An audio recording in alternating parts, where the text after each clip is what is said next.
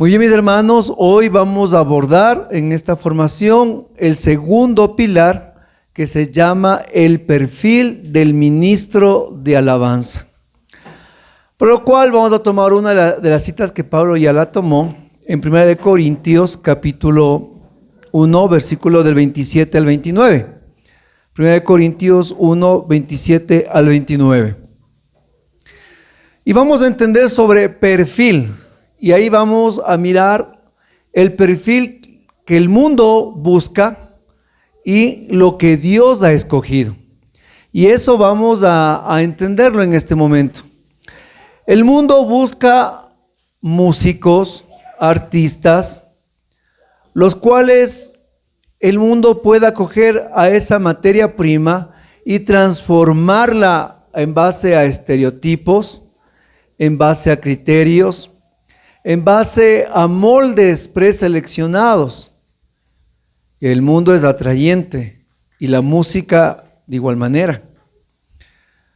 Nos brinda fama, fortuna, dinero. Y si no somos pues exitosos, por lo menos somos reconocidos con la música. Es como que una estirpe diferente en la familia. No todos tocan, no todos cantan. Y el que canta quieren que siempre esté cantando en todo evento familiar. ¿Tiene alguna distinción? Ese es lo que el mundo busca. Pero ¿qué es lo que Dios ha escogido para sí en cambio? Esa es la diferencia. Y eso nos aclara con esta cita de 1 Corintios. Dios ha elegido lo que el mundo considera necio para avergonzar a los sabios. Y ha tomado lo que es débil en este mundo para confundir lo que es fuerte. Dios ha elegido lo que es común y despreciado en este mundo, lo que no es nada, para reducir a la nada lo que es. Así ningún mortal podrá alabarse a sí mismo ante Dios. Palabra de Dios. Palabra de Dios. Lo que Dios ha escogido es diferente al perfil que el mundo selecciona. Porque lo que el mundo selecciona son buenos músicos, o sea, no puede usted tener un rango menos que no sea profesional, sea afinado y tenga usted pues fama, belleza y fortuna, especialmente belleza. Muchos de los artistas que usted sigue en el transcurso de su carrera musical se van transformando o se van deformando, ¿no es cierto? Y usted mira que se acopla a ese estereotipo que el mundo reclama. Pero Dios, en su infinita sabiduría y en la locura de la cruz, escoge para sí, llama para sí y toma para sí lo que el mundo en cambio considera. Vamos a ver los atributos que el mundo lo que el mundo considera, o lo que el mundo desecha, o lo que el mundo no quiere, o lo que el mundo no escoge. Lo que el mundo ha desechado es lo necio, lo débil, lo confundido, lo común y despreciado. El mundo dice estos no me gustan, porque son comunes, son necios, son débiles, despreciados. No, gracias, estos a un ladito. Yo quiero esto de acá, dice el mundo. ¿Se acuerdan los tres enemigos que tenía el ministro de alabanza? ¿Cuáles eran? Mundo, demonio y carne. Entonces, entre esos enemigos dijo, estos son para mí. Y Dios dice, perfecto, porque a Dios le encanta tomar la piedra que desechan los constructores. Entonces, tú tienes que entender que si tú has sido escogido por Dios y tú eres un ministro de alabanza, entonces tú y yo tenemos estos atributos. ¿Qué te parece? Nosotros somos ante el mundo lo necio, nosotros somos lo débil, nosotros somos lo común y lo despreciado. Somos el pelo del ombligo, hermano. ¿Qué le parece? Eso es lo que nosotros somos. Lo que Dios ha escogido. Porque le encanta al Señor tomar este barro. ¿Con qué objetivo? Para avergonzar a los sabios, a los que saben mucho. Segundo, para confundir a los fuertes, a los aguerridos. Y a estos comunes y despreciados que somos nosotros, a esta nada, a esta crema y nata que no es nada, para reducir lo que sí es. ¿Con qué objetivo ha tomado a esta materia prima Dios? Para que ni tú ni yo, frente a Él, nos gloriemos a nosotros mismos. Porque ese es su propósito, tomarnos a nosotros del perfecto anonimato para mostrar su gloria a través de nosotros. Nosotros somos esa nada que el mundo ha considerado y nos ha puesto como centinelas de su casa al frente de la batalla para que Él sea glorificado, no nosotros. Porque un mal del músico es ese, el orgullo. El mal del músico, ¿qué es? La fama. El mal del músico, ¿qué es? El aplauso, el reconocimiento. Pero como nosotros no somos nada, como nosotros somos lo despreciado, lo débil, no estamos acostumbrados ni a la fama, ni a los aplausos, y peor aún, ¿verdad?, a que nos pidan autógrafos. No somos acostumbrados a eso. Así el Señor moldea fácilmente este barro para que Él pueda llevar su luz a las naciones. Entonces, al entender bien que cuál es el perfil que el mundo busca y cuál es el perfil que Dios ha escogido, ahora sí podemos avanzar en este tema.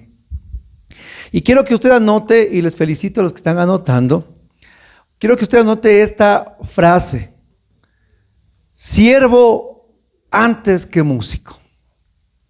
Siervo, y vamos a ponerle mejor los órdenes bien claros. Siervo antes que hijo, e hijo antes que músico. Siervo antes que hijo, e hijo antes que músico. Usted, para llegar a ser músico de Dios, usted primero tiene que pasar por dos crisoles.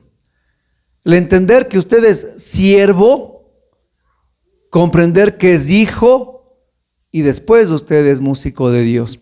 Para lo cual, vamos nosotros o póngale la cita, Lucas 15, 19. Lucas 15, 19 nos dice: ya no merezco ser llamado hijo tuyo, trátame como a uno de tus siervos. El tan discurso del hijo pródigo.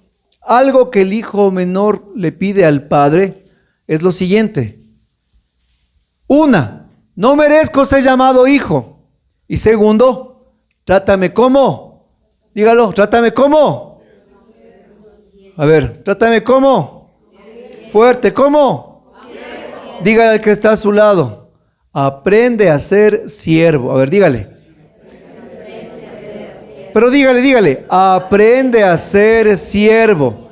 Verán, el hijo pródigo entendió que es preferible ser siervo en la casa del padre que estar como esclavo en la casa de un amo malo. Prefirió ser siervo en la casa del padre, donde está la mesa, el pan, que comer las algarrobas de los puercos. Entendió, maduró, creció. Porque lamentablemente en la iglesia, hermanos, hay mucho hijo mayor. Mucho hijo mayor. Y mucho hijo mayor que es bueno. Porque ¿qué venía haciendo el hijo mayor? Trabajando, sucio, cansado. No es que venía haciendo nada, pero ese fue su error. Ese fue su pecado, el orgullo. El hijo mayor sufría ¿de qué? De buenitis aguditis. ¿Cuándo le dijo? Le metió el dedo al padre. ¿Cuándo yo he desobedecido? Ni un cabrito me has dado para mis amigos. Y ese hijo tuyo, porque ya no es hermano de él, sino hijo tuyo, despilfarró tu dinero con prostitutas. Yo estaba aquí siempre, le dijo.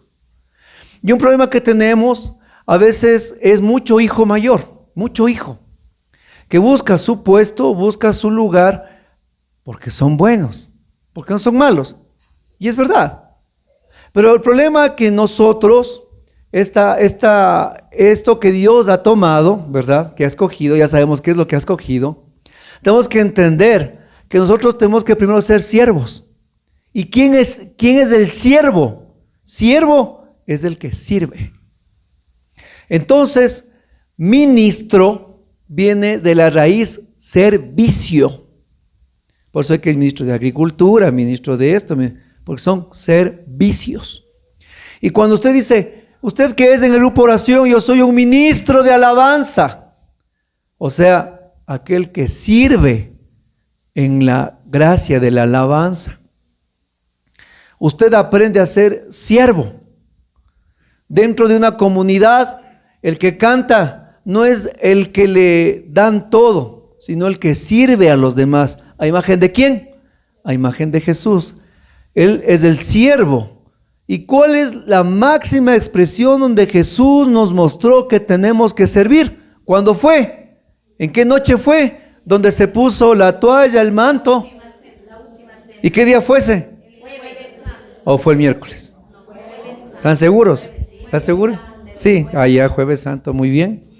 Y nos mostró lo que le dijo a sus apóstoles. Yo soy su maestro y señor, pero les doy el ejemplo. ¿Con qué ejemplo? Eso, entre ustedes. Entonces, el ministro, que es el servidor de la alabanza, es como el hijo menor, el que es siervo. Y es siervo entre sus hermanos y es siervo en su comunidad. Porque el ministerio no es el que se sirve de la comunidad, sino el que sirve a la comunidad. Porque cuánto ministerio mal ejemploso hay, que en vez de servir a su grupo, ellos se sirven de su grupo. Se sirven, y se sirven de muchas maneras, de muchas formas. Pero hoy tenemos que entender que por encima de ser músicos somos siervos. Y ese siervo nos enseña a ser verdaderos hijos. Preferible es ser siervo del Padre que esclavo del amo malo.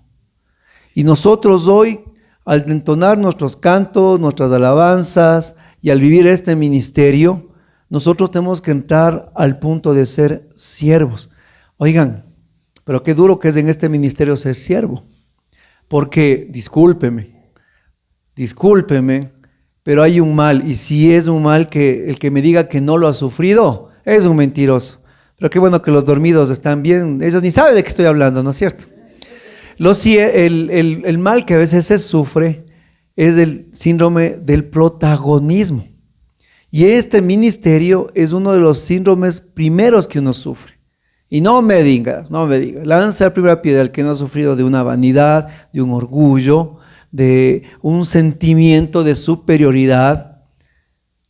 Y a pesar de que tocamos solo la pandereta, hermanos, pero empezamos a creernos en verdad nosotros como que nos elevamos por encima del católico ordinario o por encima de los miembros del grupo oración, porque yo toco, porque yo canto, porque sin mí no se mueve el grupo, porque sin mi persona no desciende el Espíritu Santo. Y la cura para eso, hermanos, nosotros somos siervos. Ahora sí, nos entramos a la materia después de entender lo que somos y lo que Dios ha escogido. A primera de Samuel, capítulo 16, versículo del 17 al 18. Primera de Samuel, capítulo 16, del versículo 17 al 18. Y proclamamos la palabra de Dios. Saúl respondió a sus criados: busquen nomás un hombre que sepa tocar bien y tráiganmelo. Y un servidor, tomando la palabra, dijo: hace poco vi a un hijo de Jesé el belenita que sabe tocar, es valiente, hábil para la guerra, agradable para conversar, de buena presencia y muy favorecido de Yahvé. Palabra de Dios. Qué bueno que solo aquí, hasta acá llegó la unción, oigan. Palabra de Dios. Ya llegó hasta atrás, ¿no? Hasta el Inca ya llegó, ¿no es cierto? Muy bien. Vamos a desmenuzar, así como se desmenuza la harina en la mano, estos dos versículos, y vamos a sacar punto por punto el perfil del ministro de alabanza en 6 puntos. 6 puntos los cuales el siervo de Saúl ha mirado cuál es el prototipo del auténtico músico de Dios. Saúl había sido despojado de la presencia de Dios, había desobedecido. Dios le dijo que le iba a quitar el reino, que toda su casa o sus descendientes iban a morir y a salir de ahí. y que ya los ojos de él ya no estaban en Saúl. Y eso a Saúl le produjo una depresión, una locura en pensar que Dios ya no estaba con él. Piense usted eso, oiga, ya Dios no está conmigo. ¿Cómo usted se sentiría? Acabado, ¿verdad? ¿Ya para qué seguir? Y entonces, ante esos ataques que tenía Saúl, pide a sus criados: búsquenme a un hombre que sepa tocar bien y tráigame. Y este hombre, este servidor, da las características del músico de Dios. Y si usted pone la lupa del Espíritu Santo, no da el nombre de la persona, ni siquiera sabe cuál es su apellido. Lo único que sabe, hijo de quién es. Porque ¿saben qué? En el reino de los cielos, usted y yo somos hijos de Dios, antes que nada. Y eso es lo primero que nosotros tenemos que llevarlo como galardón. Dijo Juan: conviene que él crezca, que yo disminuya. Y el principal y mayor logro de un ministerio será cuando nosotros desaparezcamos del frente y Cristo haga la obra en la comunidad. Ni siquiera nos dice el nombre. Nosotros sabemos que es David, porque desde el libro de Samuel habla de David. Pero aquí, buenos días, buenas tardes, el perfecto desconocido. Dios es acostumbrado a sacar del anonimato para gloria de su nombre. Así que usted tranquilo, si no le llama Hollywood, ¿no es cierto? No se preocupe. Mientras nuestros nombres estén escritos en el libro de la vida, tranquilos, que lo demás no necesitamos. Primer atributo, dijo: sabe tocar. Y solo como referencia quiero dar lectura al Salmo 33:3. Cantarle una canción nueva, tocad con destreza y dad voces de alegría. Salmo 33:3. Cantadle una canción nueva, tocad con destreza y dad voces de alegría. Algo que les distinguía a David es que él sabía tocar, que entonaba bien. Y esto quiero toparlo brevemente, hermanos.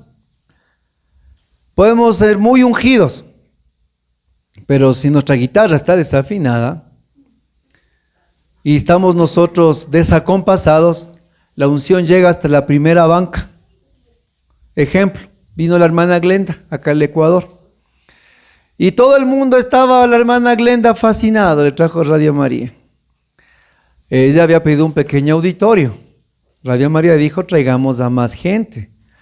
Y de repente alquilaron todo el coliseo de la Salesiana, me parece que fue la católica, la católica, ahí estuvo. No, estoy inventándome. Y Radio María lo que hizo fue coger los equipos que ellos tenían de amplificación. Ya para unas 3,000 personas, hermanos, ya usted tiene que pensar en una buena amplificación. ¿Qué pasó ese día? Como sacaron sus equipos, la primera, segunda fila, los de alrededor lloraban. Los del resto no entendían nada. Puro eco. Nada. Puro ruido. Y la desesperación de ellos para que se oiga también atrás, alzaban el volumen. ¿Y sabe qué pasaba? ¡Pi! ¿Y qué pasó con el concierto? Un fracaso. Pero si estaba la hermana Glenda, pues. Discúlpeme. Pero ante la necesidad nosotros de saber tocar bien, con destreza, tenemos que nosotros trabajar para que la gracia de Dios sobrepase la primera, segunda, tercera y cuarta banca, una buena amplificación, y tú y yo trabajar también en el arte de la música. Sabe tocar bien, dice, ¿verdad? Y si es algo que nosotros sí tenemos que dar un paso a la formación musical. Sí es necesaria, es importante, porque de eso trata nuestro ministerio, pero no lo es todo. Es una parte primordial, desde luego que sí. Pero vamos a mirar que detrás de la buena voz, detrás de la buena amplificación y del buen sonido de nuestros instrumentos, ¿qué existe? Y esto es como decía un preámbulo. Vamos a mirar realmente, la Biblia nos va a hacer entender qué es lo que es saber tocar bien. Les voy a dar 2 citas de referencia para que anoten, o si pueden así coger la Biblia, de una, ¿no? Abrirla con la espada del Espíritu, lo hacen. Éxodo capítulo 4, versículo del 1 al 4. Éxodo 4, del 1 al 4. Moisés respondió a Yahvé: no me van a creer ni querrán escucharme, sino que dirán: ¿cómo sé que se te ha parecido Yahvé? Entonces Yahvé le dijo: ¿qué es lo que tienes en la mano? Un bastón, le respondió. Él dijo a Yahvé: tíralo al suelo. Lo tiró al suelo y se convirtió en una serpiente. Moisés dio un salto atrás. Yahvé entonces le dijo: toma por la cola con tu mano. Moisés la agarró y volvió a hacer un bastón en su mano. Palabra de Dios. Está a decir: ¿y esto qué tiene que ver con la música? ¿No es cierto? Tiene que ver todo. ¿Por qué? Dios le estaba dando a Moisés un instrumento. ¿Cuál era? El bastón. Y del bastón Dios iba a valer para mostrar su poder ante toda una generación. Y la manera en la que el Señor le dijo que ese bastón tiene poder, él le dijo: tírale. ¿Y qué pasó? Se convirtió en serpiente. Eso. Y Moisés se asustó. Pero le dijo Dios, mandato de Dios: agárrale de la. ¿Y qué hizo Moisés? Solo los 2 hermanos, bien, el resto. Déjeme ver los 10 mandamientos, dice. Ahí no está, por si acaso. Y otra vez se volvió. Muy bien. Verán, hermanos, les voy a mostrar cuál es la vara de Moisés a ustedes ahorita. Esta es ahora su vara, mi hermano. Esta es la vara de Moisés. Y Dios a usted le ha dotado. Esta es la vara que Dios le ha dado. Y con esta vara que el Señor le ha otorgado, con esta vara es para entonar alabanzas, pero para dar misilazos al reino de las tinieblas. Tiene poder la música de Dios, tiene un poder indescriptible que rompe los corazones, que sanan las heridas, que levantan las depresiones, que elimina el odio, que a través de la música de Dios, del poder, desciende el Espíritu Santo. El pueblo puede entrar en la presencia de la oración. La gente llega a la conversión. Usted tiene la vara de Moisés. Hasta ahí todos estamos chéveres, ¿verdad? Pero cuidado, que ese poder es un poder que no tiene que dominarte. ¿Por qué? Porque se hizo serpiente y Moisés asustó. Y aquí, músico de Dios, tienes un problema. ¿Es un poder que te domina o es un poder que le dominas? Y va a decir en 1 Corintios capítulo 14 que siempre el don espiritual está por control del profeta, dice. Jamás por encima del profeta. Siempre usted tiene el control del don que Dios a usted le ha otorgado. Por eso dijo: cógele de la cola, agárrale del rabo, porque tú tienes el control sobre el don que yo te he dado a ti, Moisés. No te domina a ti. No le tengas miedo, agárrale. Y cuando le agarró, otra vez hizo palito, pues oigan. Hermanos, la música que usted toca, la alabanza que usted lleva, es un poder tremendo, pero es un poder que no te puede dominar. Es un poder que no te tiene que dominar, sino que tú tienes que dominar. Tú tienes que ejercerlo con maestría. Tienes que ejercerlo con arte, tienes que ejercerlo con conocimiento. Pero cuando tienes que dejar la guitarra a un lado, tengo que dejarla. Cuando sabes que no depende tu vida de fe de estar tocando música, lo dejas de un lado. Cuando sabes que no entra primero la guitarra, después entras tú, has entendido que eres siervo y no músico. Cuando no sientes que vales por lo que cantas y tocas, sino por lo que tú sirves a tu comunidad. Tú estás dominando el don espiritual.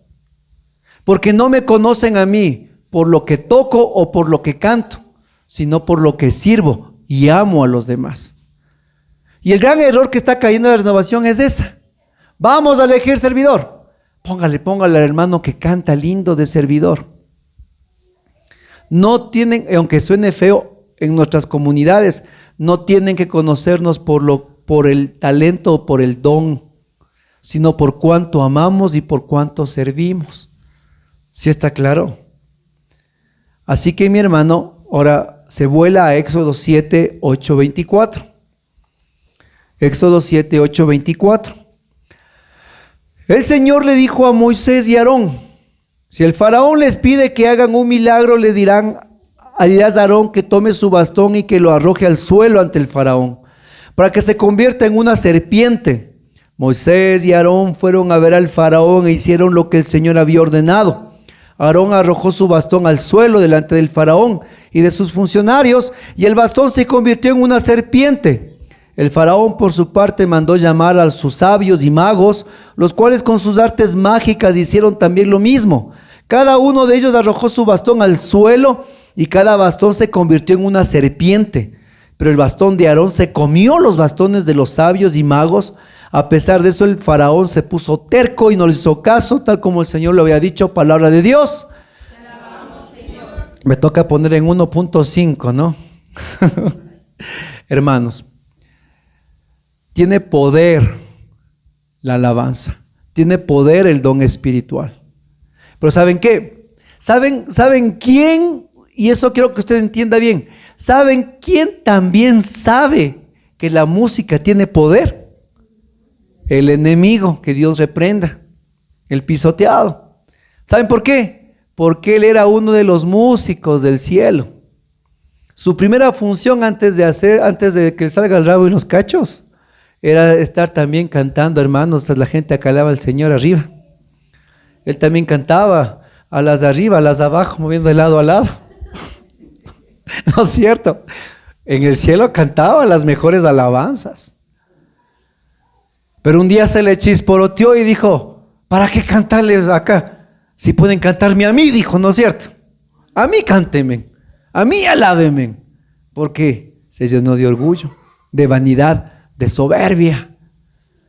¿Para qué los cantos a Dios si mejor yo soy más hermoso? Entonces, el enemigo sabe cuál y cuánto es el poder de este ministerio. Y el enemigo no crea, el enemigo toma y desfigura lo que es de Dios. Y ha tomado la música para sí mismo, la ha desfigurado, y él sí ha agarrado con todo el poder para que el mundo sucumba ante la música. Porque ¿saben qué? Usted está tranquilo, ¿no? Manejando, caminando en el bus, en el metro, pasa por la calle. De repente una canción le sonó en el oído. ¿Y sabe qué provocó en usted? No se fue con el DeLorean en el tiempo, hermanos. Pero la mente sí le llevó corriendo. La mente es increíble. Usted escucha música y le traslada, le lleva al sitio, al lugar, a la hora, con la persona, el momento que vivió, y siente usted los mismos sentimientos que hace 10, 15 años, solo escuchando, solo oyendo, porque ese poder tiene la música sobre nosotros. Yo tengo un hermano en Cristo que él decía que ponía la música para tomar, y sabe que la parte que más le dolía, esa la repetía 5, 6, 7 veces ahí mismo para que más le duela. Porque la música tiene un efecto en nosotros tremendo. Nos puede arrancar y llevarnos a la melancolía. Nos puede arrancar, nos puede llevar al llanto. Porque esa es la música, ese poder tiene. Y el enemigo, que es usurpador, quiere hacer creer que tiene más poder. Por eso es que lanzó. ¿Cuántas serpientes lanzó? ¿Cuántas lanzaron los magos? ¿Cuántas? A ver, ¿cuántas serpientes fueron? Lea atrás del texto. Hijo de mi hermano. ¿Cuántas fueron? 4 dicen por acá, es la versión extendida. ¿Cuántas?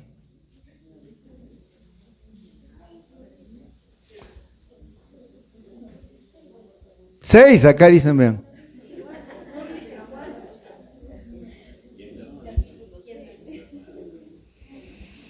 No, a ver, lea, leyó, ¿me miró? Eso. Pero sí dice en el versículo 12 lo siguiente: cada uno de ellos, está hablando en plural, arrojó su bastón al suelo y se convirtió en serpiente. No nos dice cuántas, pero sí nos dice que eran bastantes, muchos. Y eso es lo que nos quiere hacer creer el demonio, el mal, que es más poderoso, que tiene mucho frente a nosotros para que caigamos. Pero ¿qué dice la palabra de Dios? Pero el bastón, la serpiente que Aarón botó, les devoró a toditas, sin miedo. ¿Se da cuenta? Porque ese es el poder original que Dios ha dado. Y usted, mi hermano, tú, mi hermana, tú que estás aquí, Dios te ha otorgado ese poder. Y es un poder tremendo. Y que tienes que estar consciente del don espiritual que Dios te ha otorgado. Y que tienes que manejarlo con prudencia, con sabiduría y con conocimiento. Y que tienes que entender que te ha escogido y te ha puesto por encima de su pueblo para que a través de ti se trague la depresión, se trague la melancolía, se trague el pecado, porque son varias serpientes. Y ese poder tiene la música de Dios, para que vaya sanando el corazón del ser humano de tal manera que después, que cuando la gente escucha la alabanza, ya no recuerde, como decía Pablo, el karaoke, las mujeres, la escopolamina y tantas cosas que le pasó con esas serpientes, sino que ahora sea el poder de Dios en su corazón.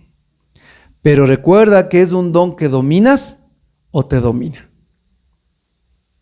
Y estás llamado a dominar cada uno de los dones espirituales. Estás llamado a tú a dominar. Y para terminar este punto, cuidado, mis hermanos. Cuidado con que el Espíritu me arrebató. No le eche la culpa al Espíritu Santo. De repente, hermanos, están orando y empieza la tembladera de manos y empieza a doblar al otro. Pensé que era epiléptico. Y me acerco y le digo, hermano, ¿qué te pasó? Es que el Espíritu Santo, dice, entra y empezó a temblar, a sudar. Y le digo, ¿es del Espíritu Santo o es tu exageración humana? Fácil echar al pobre Espíritu Santo, echamos la culpa. No puede defenderse. Él solo nos recuerda, porque es su función. Pero nosotros no podemos decir que el Espíritu Santo es el que nos hace temblar, botarnos, lanzarnos, darnos la vuelta, porque eso, hermanos, no es de Dios, definitivamente. Dios es un Dios de orden y de paz. Y ustedes, músicos, están llamados a dar orden y paz en sus comunidades. No, hermano, por favor. Por eso es que el don, usted le domina. Usted domina el don. Sí, mi hermano, agárrale del rabo a la serpiente, que otra vez en sus manos se vuelve a hacer palo. Amén. Amén. Segundo punto, dijo que este cantante, este servidor de Dios es valiente, dice. Por lo cual miramos en Daniel capítulo 3, versículo 51. Daniel 3, 51. Entonces los tres a coro se pusieron a cantar, glorificando y bendiciendo a Dios dentro del horno. Palabra de Dios, te alabamos, Señor. ¿De quién está hablando aquí? De Daniel. Ustedes saben que ellos no se postraron ante el ídolo de Nabucodonosor, que era de oro, y el pago a eso era ser quemados vivos en el horno.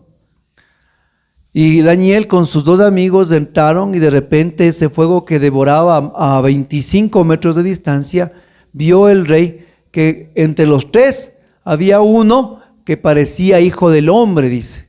Pero estos tres que estaban en el horno hacían algo. Ellos alababan a Dios. ¿En dónde? Dentro del horno. El segundo punto de un perfil de un ministro de alabanza dice que es valiente.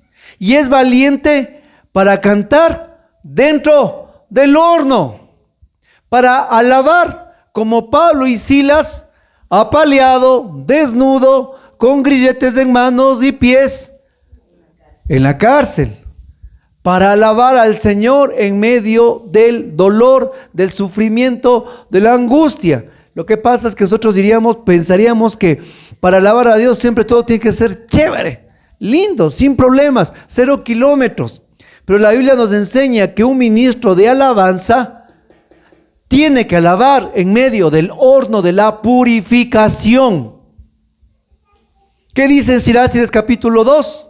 Si te has decidido servir al Señor, prepárate para la prueba. Así como el oro es acrisolado, así aquel que ha dispuesto a servir a Dios.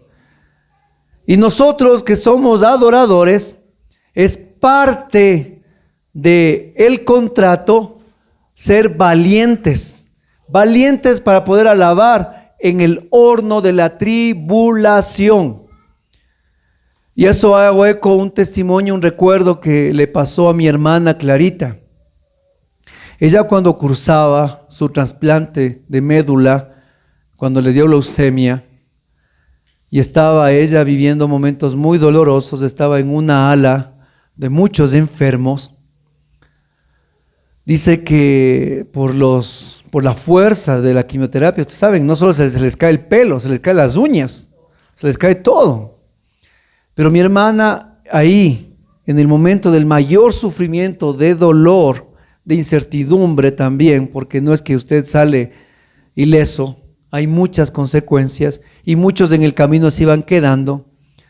Me contaba mi mamá que cuando ella estaba así, ella llevó su guitarra y ahí en el ala donde estaban muchos enfermos de cáncer y de tantas enfermedades, ella cogió su guitarra y comenzaba a cantar paz en la tormenta,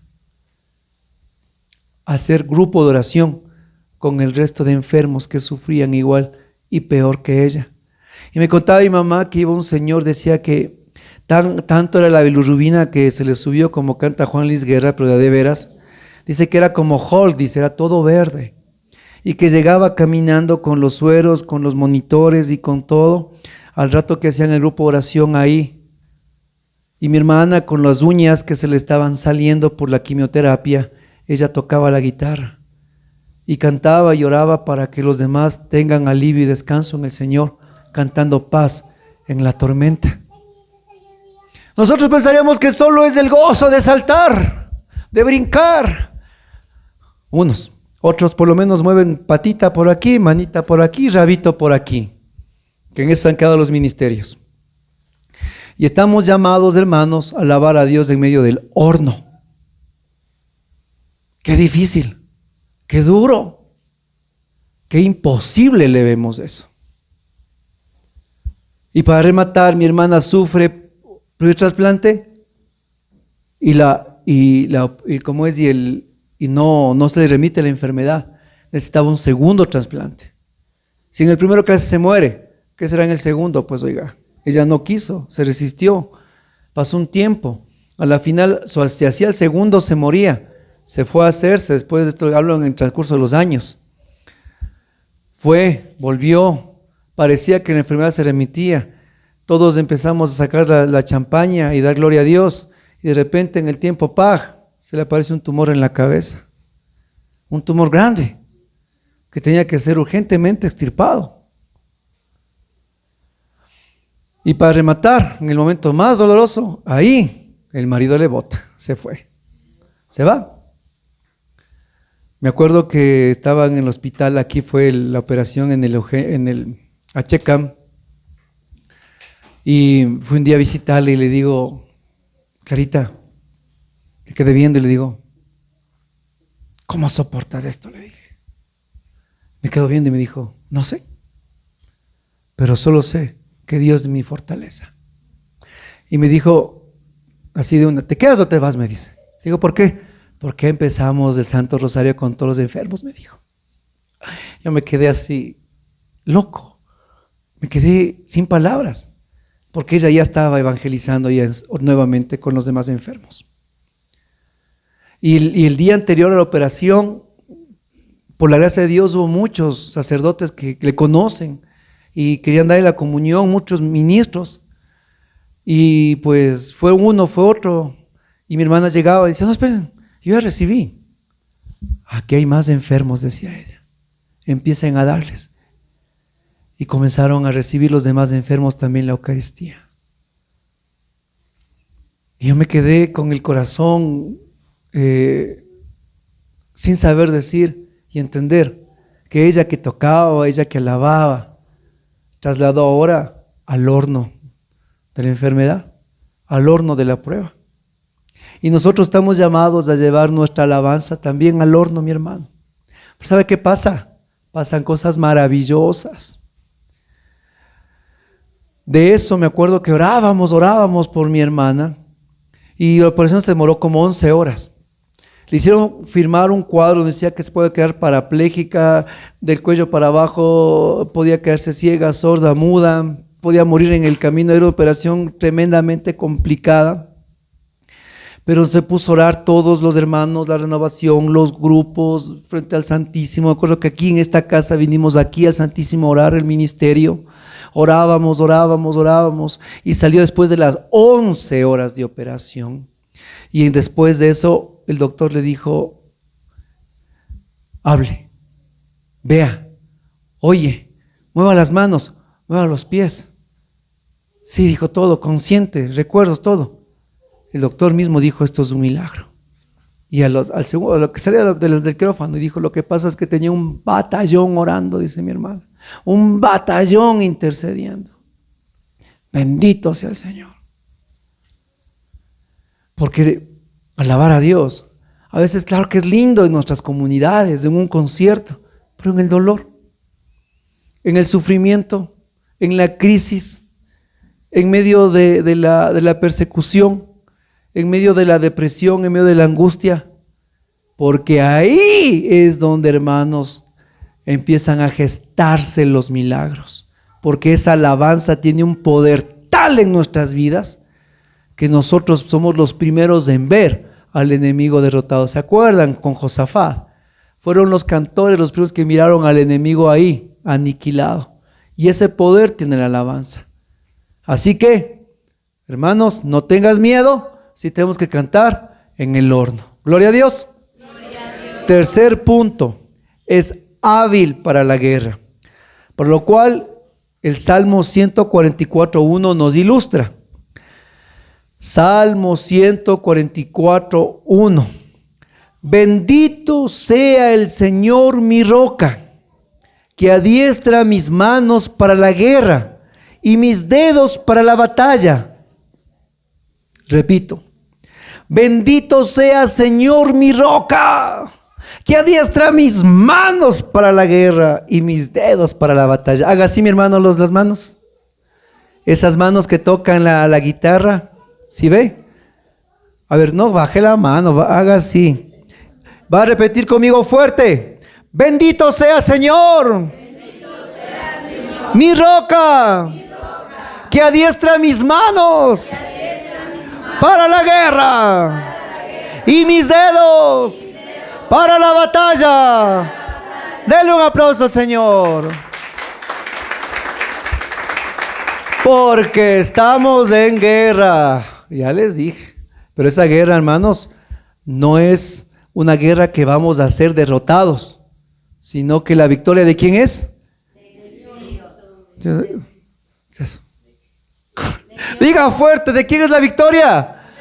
De Cristo Jesús. ¿De quién es la victoria? ¿Y dónde lo venció? Más fuerte, ¿en dónde? Ahí está ahí es la victoria. Ahí es la victoria.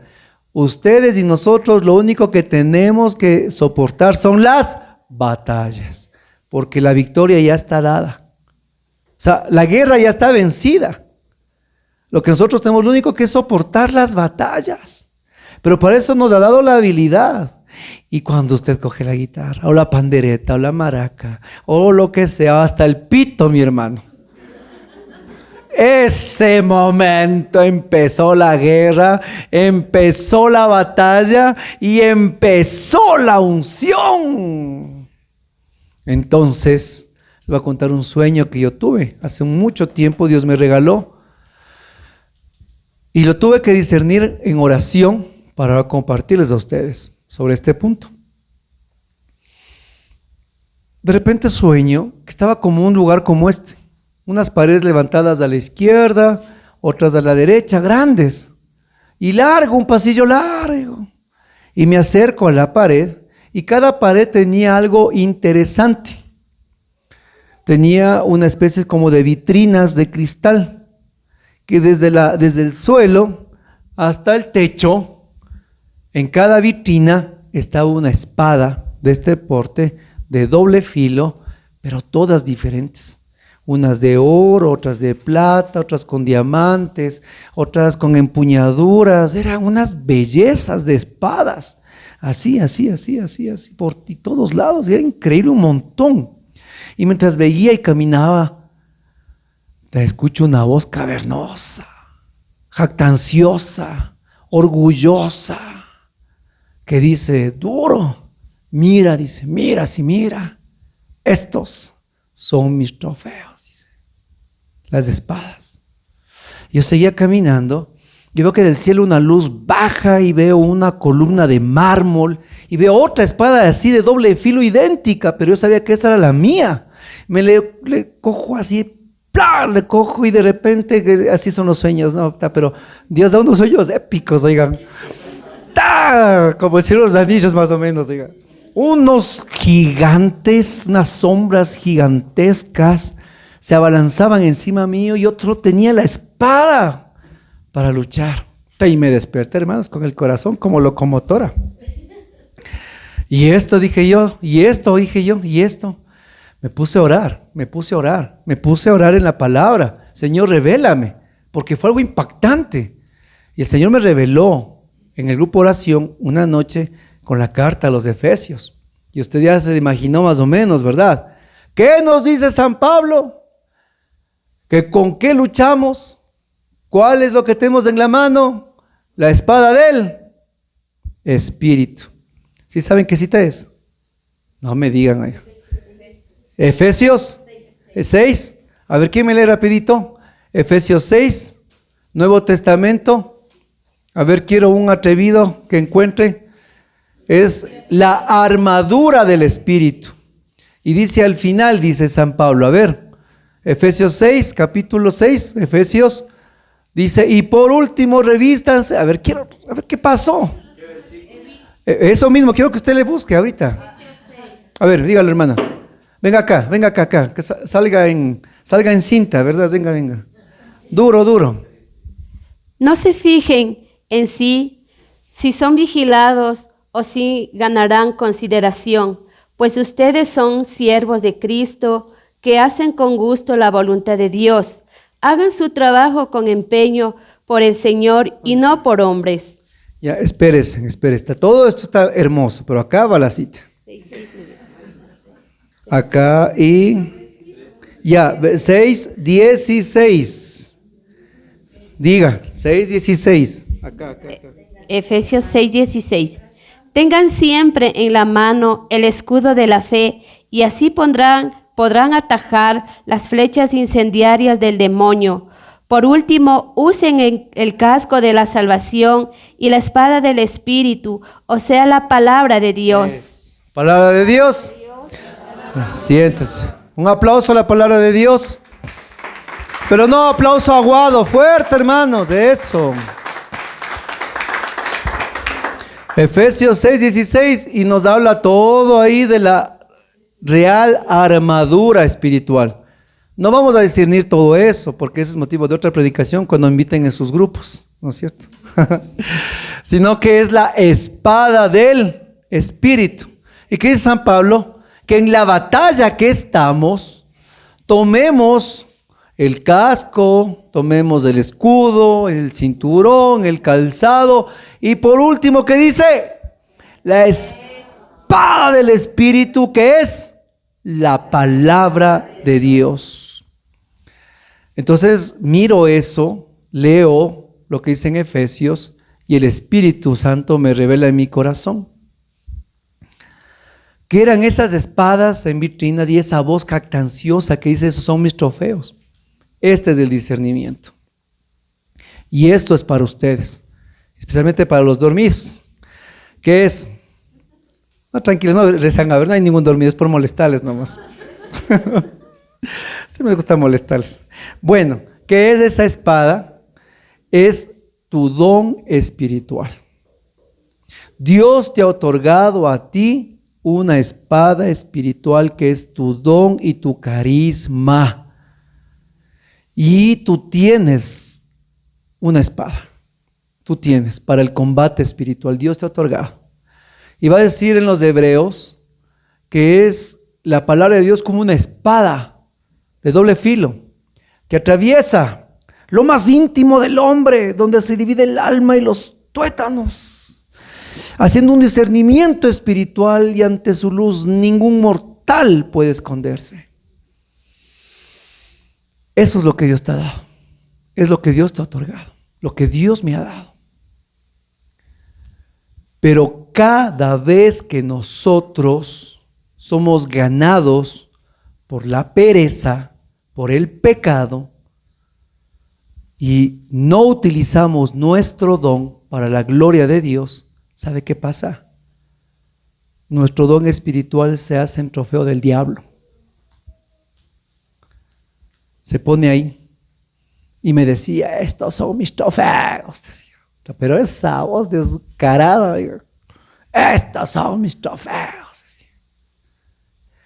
Porque si nosotros viéramos espiritualmente, aquí nosotros nos veríamos con cascos, nos veríamos con vestiduras, con espada, con cinturón, con calzado, con capas, hermano. Nos veríamos como príncipes, pero armados de la cabeza a los pies.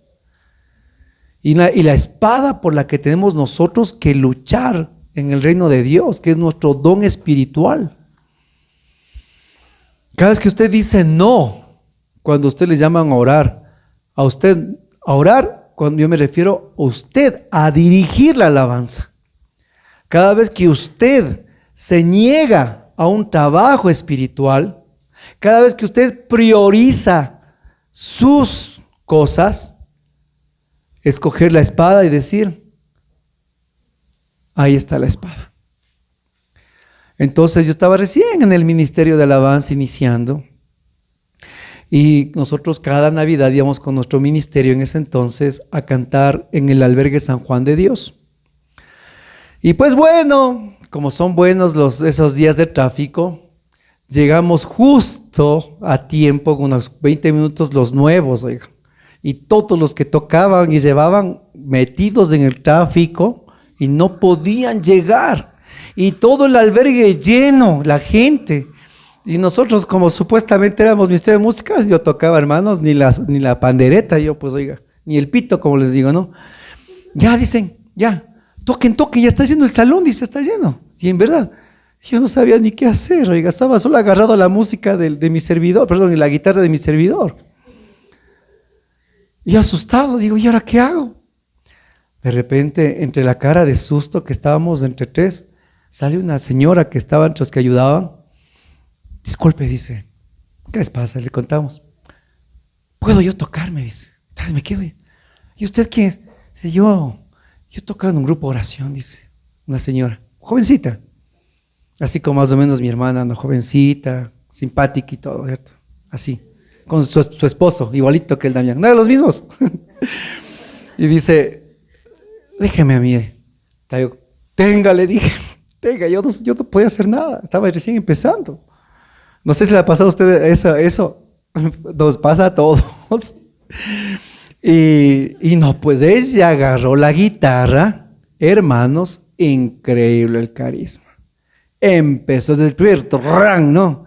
Y empezó a cantar, y empezó a alabar, y empezó a mover, y toditos, y fue una cosa increíble. Y emocionado, bonito. Y no llegaban, pues nunca llegaron los del ministerio.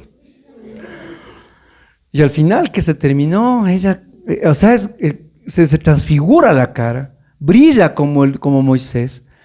Y gracias, me da la guitarra, le digo, gracias, le digo. ¿Y usted en qué grupo de oración está? Le digo. Y ahí se le bajó. Yo, lo que pasa, dice, es que a mi marido no le gusta, dice. Y por lo menos, dice, en estas fechas salimos a hacer algo, dice. Y se acabó y se fue. No le he vuelto a ver nunca más, hace más de 25 años.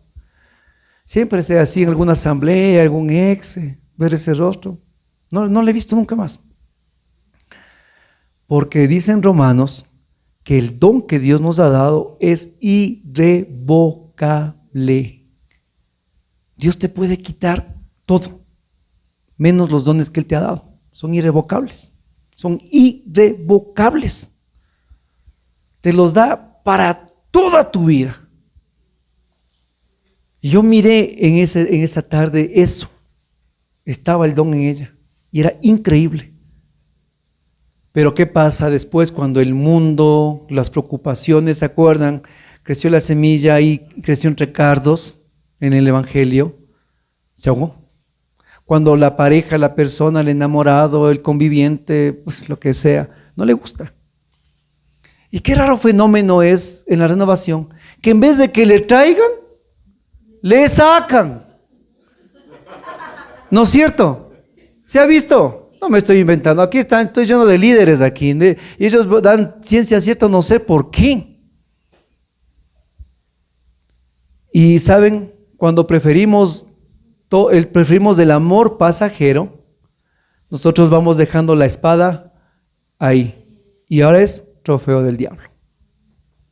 Simplemente es eso.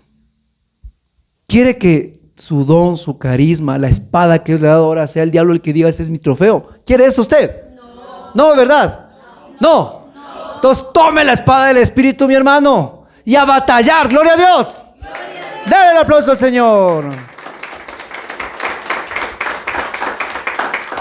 Cuarto punto, agradable para conversar. Colosenses capítulo 4, versículo 6. Colosenses 4, 6.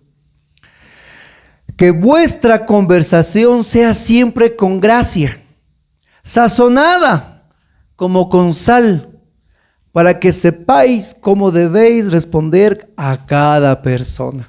Wow, ¿no? Palabra de Dios. Te alabamos, Señor. Dice que el ministro de alabanza, sí, sabe tocar, es valiente, es aguerrido.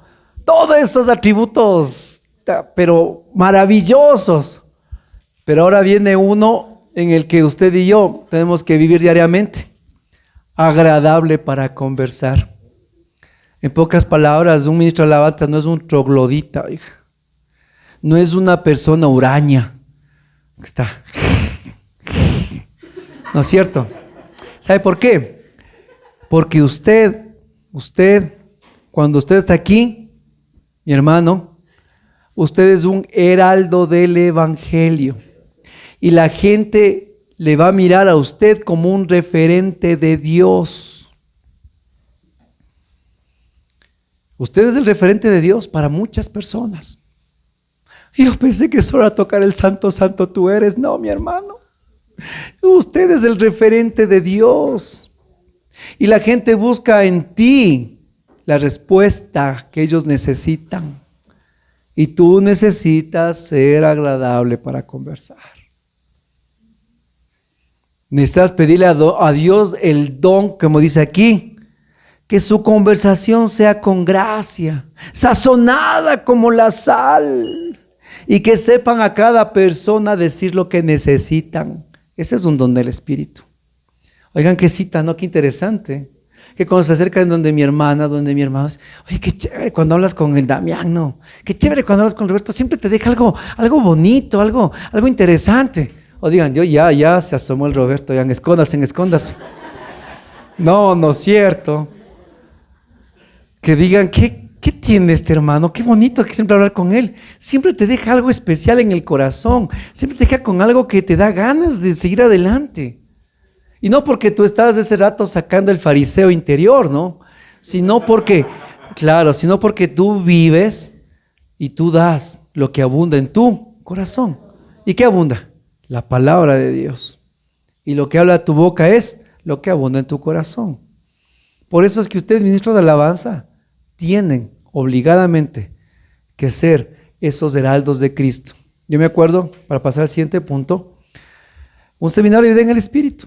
Mi hermana tocaba antes de que se enferme, se llenó en la parroquia, y estaba un señor, y nos tocó la predicación, el pastoreo, como siempre, ¿no? Ya para nosotros eso es algo común. Se sentó, la pregunta, llegó donde él, y la pregunta que le hizo fue, discúlpeme, ¿cómo es su vida? ¿Cómo es su vida?, le dijo. Porque le veo a usted tocar, le veo a usted predicar. Quiero que me diga cómo es su vida. Oigan, no es solo cantar, también nuestra vida tiene que reflejar al Dios que cantamos. Así que, como dice San Pablo, que sus conversaciones sean con sal. ¿Y la sal en la sopa cuánto es? ¿Poco o mucho? Lo justo, pero por lo general siempre es poco.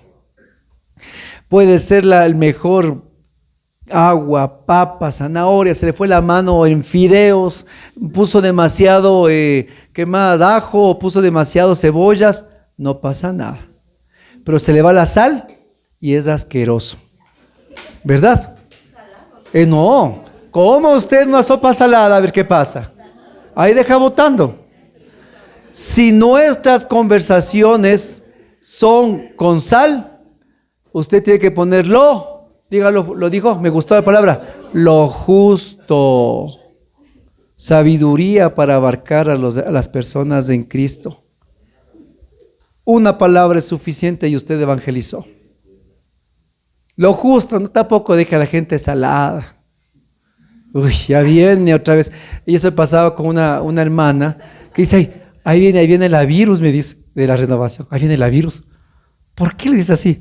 Es que como manda las cosas, dice, a los WhatsApps, dice. Le pusimos de apodo la virus, dice. O sea, sal un poquito, ¿no? Un poquito, con gracia, dice, ¿verdad? 5, de buena presencia, y vamos acabando. Primera de Samuel 16:7. De buena presencia, Primera de Samuel 16:7. Pero el Señor le dijo a Samuel, no te dejes impresionar por su apariencia ni por su estatura, pues yo lo he rechazado. La gente se fija en las apariencias, pero yo me fijo en el corazón. La buena presencia, no solo estamos hablando de que usted vaya al servicio bien peinado, bien lavado los dientes, con un buen terno, un buen zapatos, pero usted es un diablo con patas. No estamos hablando solo de una apariencia física. Estamos hablando en los términos de Dios. Y Dios dice, no te impresiones por la apariencia, porque yo me fijo en el corazón. No es la estatura, yo los he rechazado. El hombre fija las apariencias, pero yo fijo el corazón. Aquí hablamos de una buena presencia, de un olor espiritual. Una buena presencia en la que nuestra vida refleje el amor del Dios que estamos cantando. Tenemos, mis hermanos, que vivir lo que predicamos. Tenemos que vivir lo que cantamos. Tenemos que vivir lo que adoramos. Eso es lo que tenemos que vivir, porque es lo que Dios se fija. Dios se fija en el corazón, ni los ojos azules, ni los cabellos dorados, ni la cintura 90, 60, 90. Lo que Dios se fija es en el corazón. Y nuestro corazón es el que tiene que ser la mejor apariencia frente a Dios. El reclamo en Apocalipsis dice, tienes fama de estar vivo, pero estás muerto. Y nosotros podemos aparentar, hermanos, una pulcridad, podemos aparentar un manejo, podemos aparentar mucho conocimiento, pero estamos muertos por dentro. Hermanos, que esa buena presencia sea la del corazón. Aunque vayamos con el mismo pantalón roto, como una vez nos escriben en el canal, que por qué siempre estamos con la chompa negra, nos dicen. Que por qué siempre la chompa negra, hermano, dice, ¿acaso ustedes tienen algo? Y me preguntan aquí, ¿por qué ese comentario? Es porque es la única que tengo, le digo. Ella está viendo ya algo ya subliminal. Digo, es la única que tengo, les digo, la mejor que tengo, ¿qué puedo hacer? Les digo, hermanos, aunque sea lo mismo que tenemos, no importa. Lo importante es lo que está aquí adentro. Y eso es lo que tenemos que buscar. Y nosotros somos los primeros interpelados frente a la comunidad y frente a Dios. No sé si a usted le ha pasado, a mí sí me ha pasado. Cuando yo no estoy en gracia de Dios y cojo la guitarra, yo me siento un mentiroso. Me siento un mentiroso total y el cual yo necesito urgentemente la confesión. Amén. Sexto paso es el último. Y muy favorecido de Yahvé. Primera de Samuel 16:13. Entonces Samuel tomó el cuerno de aceite y lo ungió en medio de sus hermanos, y el Espíritu del Señor vino poderosamente sobre David, desde aquel día en adelante. El último punto, miren, todos los otros puntos son buenos, son importantes, son valiosos, valen la pena, los estudiamos, los trabajamos, queremos llegar a ellos. Pero si este punto tú y yo no tenemos, entonces esto es lo que nos distingue de los mariachis, oiga. Esto es lo que nos distingue de los tríos, esto es lo que nos distingue del músico que canta en las fiestas, favorecido de Dios. ¿Qué dice aquí? Samuel ungió aceite sobre la cabeza de David. Hermanos, tenemos que nosotros orar, clamar, vivir y trabajar sobre hermanos, y anhelar la unción. La unción es algo que nos da el Espíritu Santo, donde el poder de Dios se manifiesta en medio de la asamblea. La unción. Y la unción que te he depositado a ti no es la misma que te ha dado a ti, ni te ha dado a ti. ¿Por qué? Cuando usted tiene una cascada, usted puede coger la mano y saca un poco. Usted metió un vaso, saca vaso lleno. Usted mete, ¿qué? Un container y el container se llena. Usted es el único que da la capacidad de cuánta unción tiene su corazón. Eso significa la apertura a Dios. Entonces yo estaba en la fila del banco y estaba leyendo un libro de los matrimonios.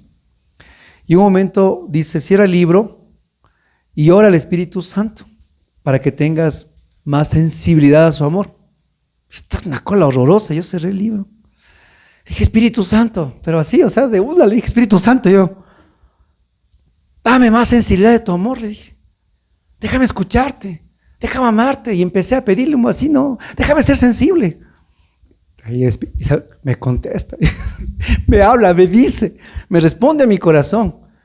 Y me siento que me dice, ¿cómo me pides ser sensible a mí si eres un insensible? Pero así fue, eres un insensible a la persona que está junto a ti. Como buen mudo me quedo con los ojos abiertos, ¿no? ¿Quién está más cerca a mí? Pues, oiga, eso, 20.